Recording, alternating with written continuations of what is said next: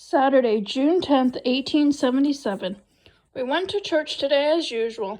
At least Mr. Jones lets Papa off on Sundays. Papa still has to get up mighty early to milk the cows, though. It wasn't a very long church service because Reverend Parsons was sick today. We sang a few hymns and someone read some scripture verses.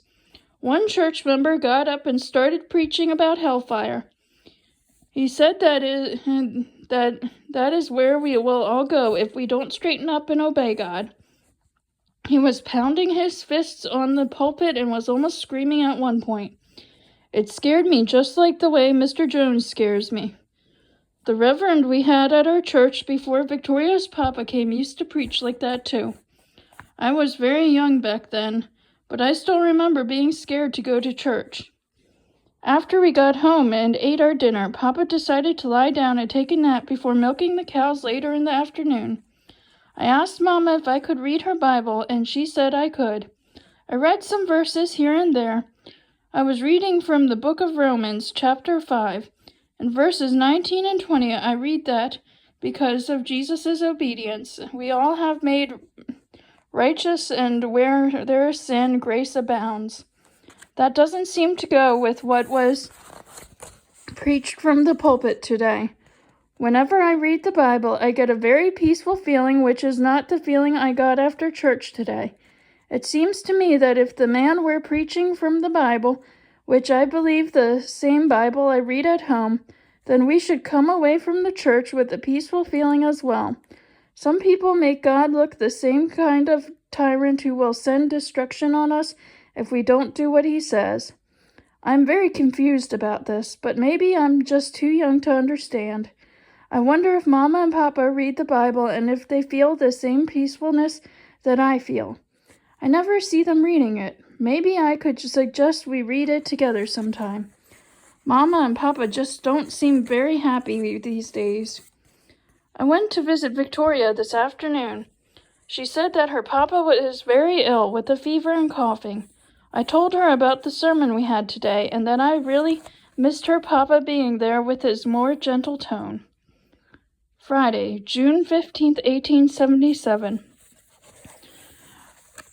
I wish I had time to write in here every day, but I don't. As soon as I get home from school, I have to do my chores, which keeps me busy until it's time to help Mama prepare supper. Then after supper, I have to do my homework. Before I know it, it's time for bed. Last night I heard Mama and Papa talking about their lack of money. They were talking quietly, so I know they didn't want me to hear.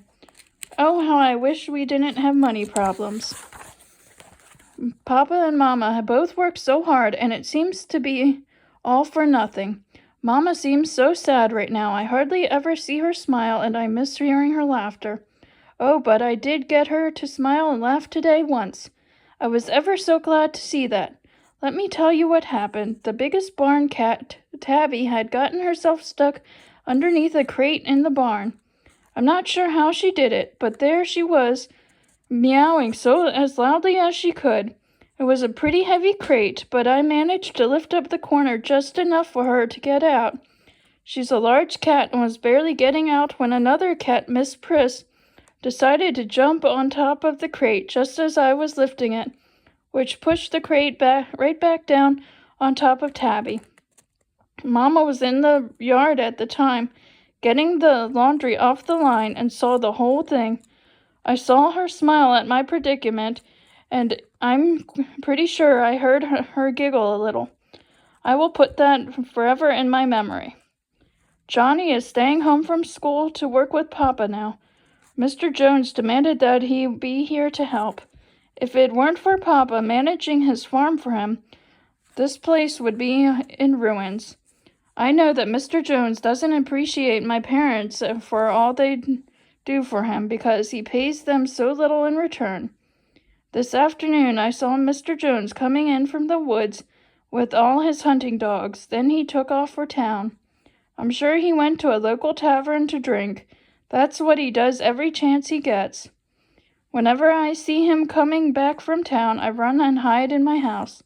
He is always yelling. Sometimes he shoots his rifle off into the air for the fun of it, and then he laughs and laughs. The sound of his laugh makes shivers go up my spine.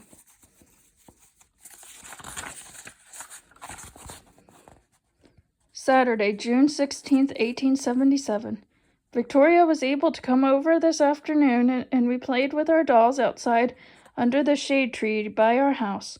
While we were playing, we heard Mr. Jones yelling about something in the barn, and then out came one of his dogs, yelping and limping away. I think the dog's name is Lady.